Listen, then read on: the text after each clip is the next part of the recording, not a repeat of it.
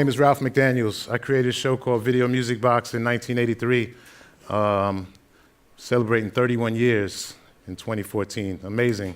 I didn't think that I'd be doing this long. But when you're like a groundbreaker, you kind of can't shake it off. You know, the first guy to do it. You know, there was no MTV in New York City. This is before cable in New York City, for those who may not have been here back then. But let me give you a little bit about my history. I'm born in Bed-Stuy, Brooklyn. Any from Bed-Stuy in the house? Yeah. And born to African-American and Trinidadian parents. So the African-American side of us was, you know, from the South, and the West Indian side, you know, we went to the West Indian Day Parade on Eastern Parkway every year, and we listened to Mighty Sparrow in our house, you know, and artists like that. And if you know anything about, you know, that type of music, it's very revolutionary. A lot of messages are come across in a lot of the music back then, and they would talk about the government in those particular countries, in Trinidad and in Barbados and various different places. And that was the way they got their message across. It wasn't by protesting, it was in the music. You drop little things just to get the information across. So it's not by accident that I got involved with hip hop, because that's the same thing that we did in hip hop in the early 80s. I went to school for film and television journalism. I graduated. I was an intern working at these different TV stations. This is before cable. So all we had was Channel 2, if you can imagine this. Channel 2, Channel 4, Channel 5, Channel 7, Channel 9, Channel 11, 13. That's it. That's where it stopped. And then there was this UHF, this U thing that was on the thing.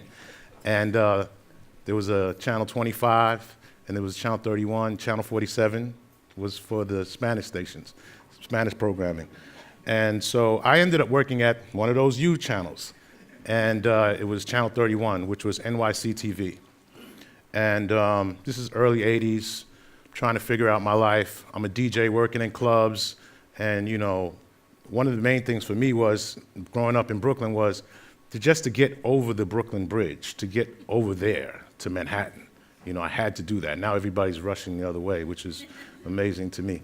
So, you know, I just wanted to be somebody, you know, and it had to happen over there where the buildings were at. It wasn't going to happen in Bed-Stuy. It couldn't happen in Bed-Stuy. It couldn't happen in downtown Brooklyn. No way it could happen here. But that was my thing. And from there, I came up with this idea to do this program called Video Music Box. Now, if you can imagine, we didn't have cable back then. It's the early 80s. Nobody had cable. We just had those channels. We didn't have internet like we have now. We barely had cell phones at that time.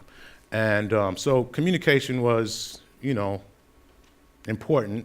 And the only way for me to get my message out there was through this television program called Video Music Box. And the whole idea of Video Music Box was to bring entertainment, but at the same time to educate young people. And I always dealt with teens. And so I would play a Michael Jackson video, and then we would have Nancy Reagan saying, "Don't do drugs," right behind it. Or I would play, you know, a Run DMC video, and then we would have, you know, "Be careful, teen pregnancy, you'll get in trouble, you'll ruin your lives," you know.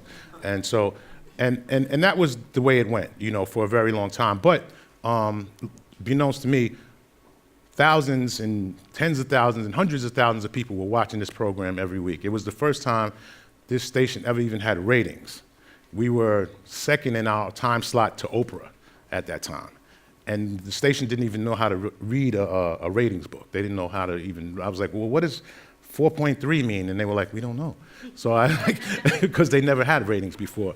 And so anyway, so I'm doing this program, and I one day said, you know, we're gonna go out and start doing stuff in the field.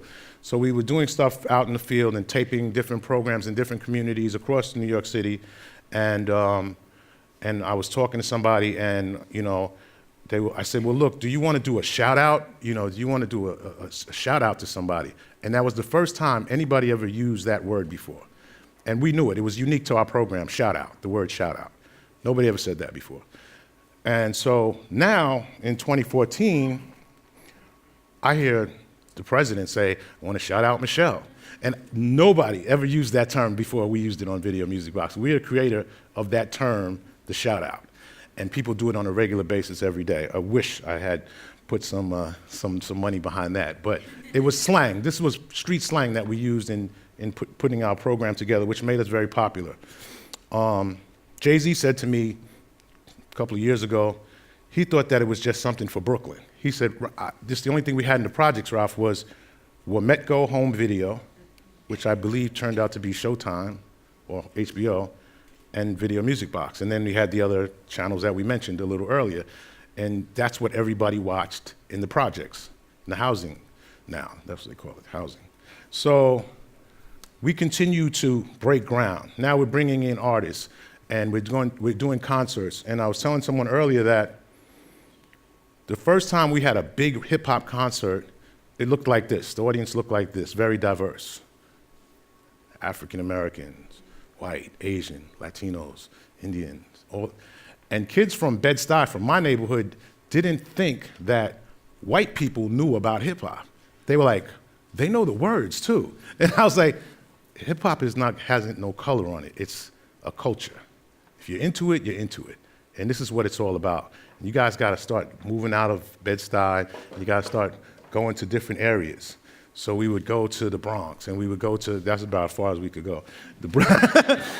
At that time, we would go to Jersey. We also went to Jersey, to Newark. And we started learning a little bit more about the culture and the artists. And I started working with the artists.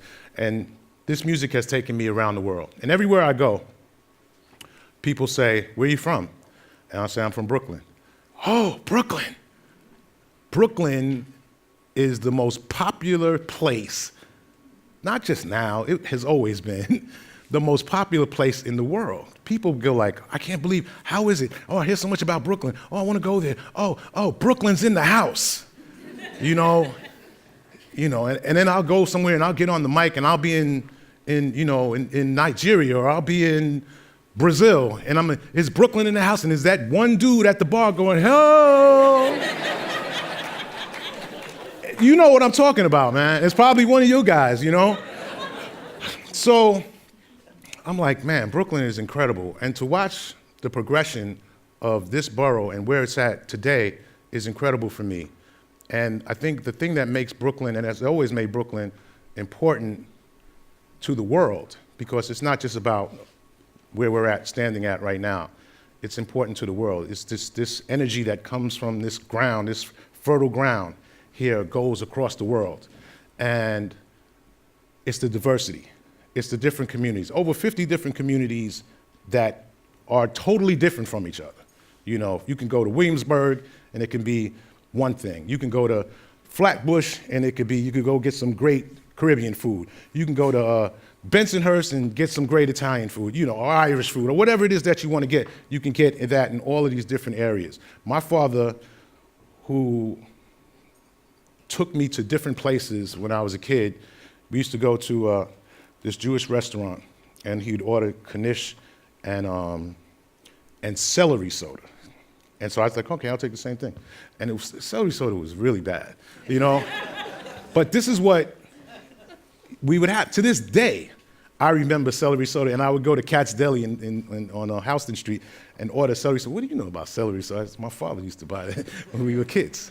But that's a Brooklyn thing. In Canarsie, we used to go to restaurants.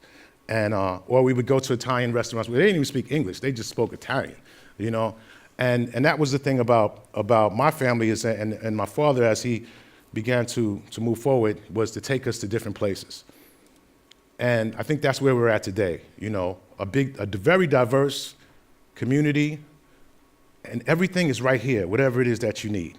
And let's not forget that, you know, as we grow and different things happen in downtown Brooklyn, don't forget, we've got Bensonhurst and we've got Canarsie, and all of these places should be included in what we're doing.